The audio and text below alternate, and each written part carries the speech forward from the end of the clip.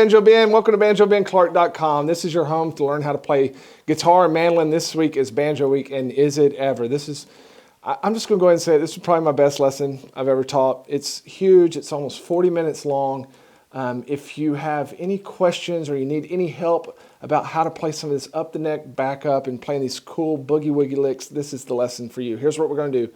I'm going to give you 5 variations, but not only that, I'm going to show you where the variations come from. Okay, it's all about theory so that you can apply it in whatever situation that you may find yourself in. So we're going to lay a groundwork of theory first, learn these 5 variations, and then I have an application video where we come up with all these different scenarios and what happens when we go to a 2 chord, or what happens when we come across a minor chord. How do we use this? Or what happens if we only have one measure and we need to fit something in? We're going to cover all of that. So I've got this 40-minute video lesson. I have the tabs just like I played it. And then I have 3 different speeds of MP3 rhythm tracks you can download. It goes 6 times through that progression. And you can just practice to your heart's content. If you're watching on YouTube or Facebook here in a moment, I'll ask you to come over to the website, BanjoBenClark.com. You can join as a member and have access to this lesson and hundreds of others. I do this all the time. This is my job. Okay, so come on over there. You can watch all the videos, download all the tabs and MP3s. Let's jump right into this biggin on Boogie Woogie Banjo. If y'all had 2 big old bushel baskets, you wouldn't be able to haul away all the stuff you're about to learn in this lesson, folks. You're going to have fun, because I've had fun developing this lesson. I'm having fun teaching it. We're going to learn 5 different variations of Boogie Woogie Banjo backup licks. It can be used for backup, for fills, you know. It can also be used in your solo playing, I guess. I don't know. I thought it sounded pretty good, actually. But there's quite a bit of theory behind this, and I want to teach you that theory. I want to lay a foundation first, rather than just teach you where to put your fingers, because I want you to be able to go much further than this lesson even takes you over the next 30 minutes or so. So let's go ahead and throw up the first line of tab there. And there's a reason why I teach this first variation that I call chord lick first. There's a reason why it's here. It's because it's going to demonstrate more than the others what exactly is going on. We need to understand the theory behind this, but the chord lick variation sounds exactly like this.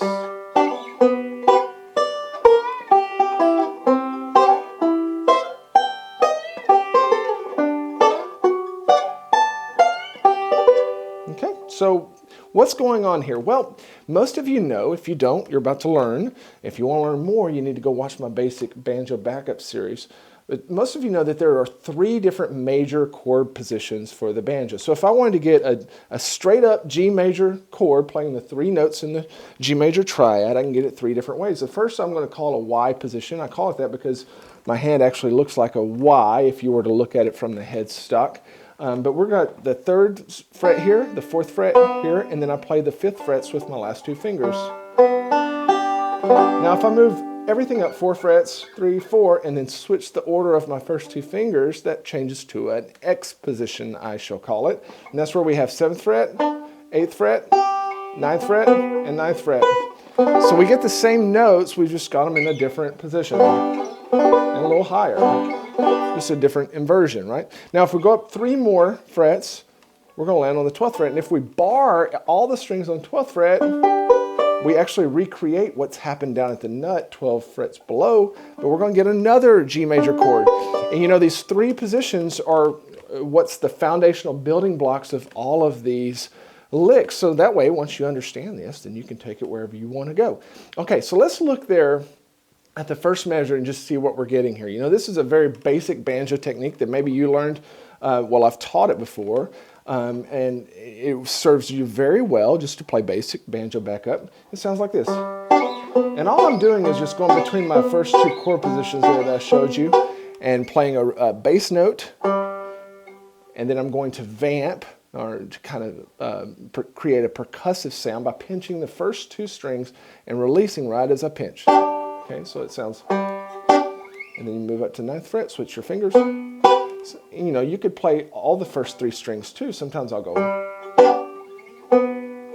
Okay, so if you don't have practice with that, if you're not familiar with that, if it takes you a long time to go back and forth, then I want you to just pause the video and practice that. But that's what we're going to do for the first measure.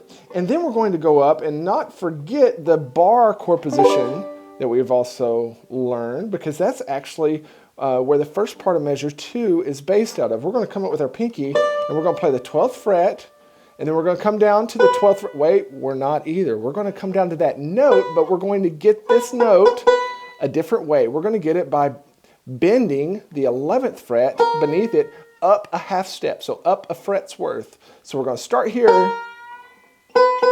and bend up to that B note. Okay, so that sounds like this.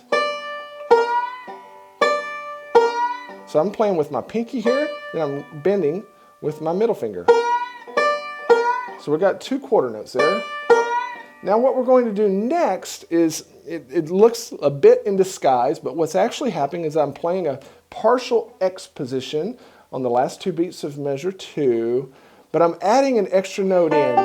I'm going to add in the 6th tone of the scale, which is found, it's an E note, it's found on the 9th fret of the 3rd string. Okay, and that's a good little swingy sounding note that's in your pentatonic scale.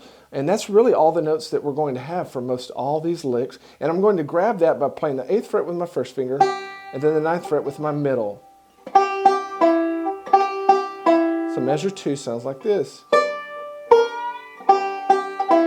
And one thing that I'd like to tell you about the bend is you want to start your bend after you pick the note, so that we hear that whole bend.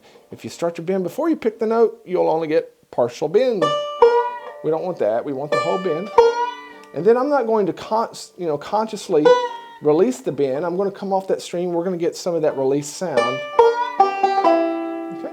So very slowly, I'll play you measures 1 and 2, which is the same as measures 3 and 4. Sounds like this.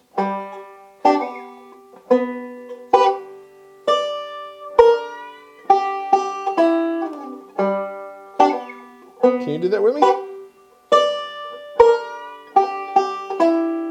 And I want you to break it down. If you're not familiar with the first part, just practice that.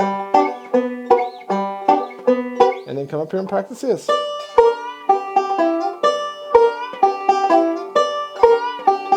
Okay?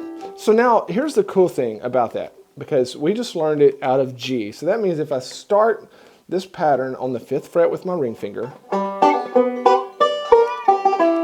I can now take that same pattern, move it anywhere I want, and get any chord lick that I want. We're going to do that very thing on measure 5. We're going to take it up to C. Now, how do we do that? Well,